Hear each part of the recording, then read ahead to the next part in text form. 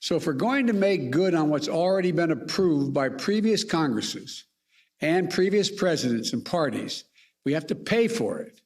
Social Security benefits, the American people are promised, salaries for servicemen and women, benefits for veterans.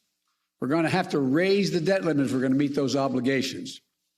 And raising the debt limit is usually a bipartisan undertaking, and it should be. That's what is not happening today. The reason we have to raise the debt limit is in part because of the reckless tax and spending policies under the previous Trump administration.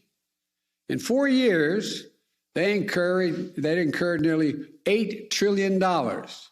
In 4 years, $8 trillion in additional debt, in bills we have to now pay off. That's more than a quarter of the entire debt incurred now outstanding after more than 200 years.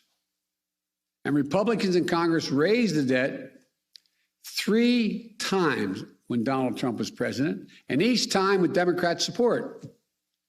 But now they won't raise it, even though they're responsible for more than $8 trillion in bills incurred in 4 years under the previous administration. That's what we'd be paying off. They won't raise it, even though defaulting on the debt would lead to a self-inflicted wound that takes our economy over a cliff and risks jobs and retirement savings, Social Security benefits, salaries for service members, benefits for veterans, and so much more. A failure to raise the debt limit will call into question Congress's willingness to meet our obligations that we've already incurred, not new ones, we've already incurred. This is going to undermine the safety of U.S. Treasury securities, and it will threaten the reserve status of the dollar as the world's currency that the world relies on. American credit rating will be downgraded. Interest rates will rise for mortgages, auto loans, credit cards, borrowing. Folks watching at home, you should know this is the Republican position. Here's it is. They won't vote to raise the debt limit to cover their own spending. Democrats voted with them to cover that spending the previous 4 years. They say Democrats should do it alone.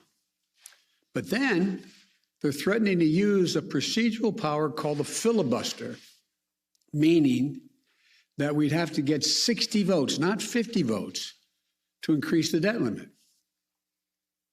This would block the Democrats from meeting our obligations and responsibilities to prevent Congress from raising the debt limit. So let's be clear.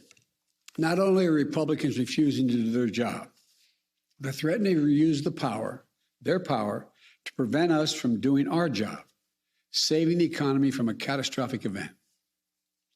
I think, quite frankly, it's hypocritical, dangerous, and disgraceful. Their obstruction and irresponsibility knows absolutely no bounds, especially as we're clawing our way out of this pandemic.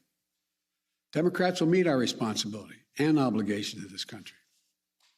We're not expecting Republicans to do their part. They made it clear from the beginning. We tried asking to no avail. We're just asking them not to use procedural tricks to block us from doing the job that they won't do. Meteor is headed to crash into our economy. Democrats are willing to do all the work stopping it. Republicans just have to let us do our job. Just get out of the way. If you don't want to help save the country, get out of the way so you don't destroy it. Thanks for watching our YouTube channel. Follow today's top stories and breaking news by downloading the NBC News app.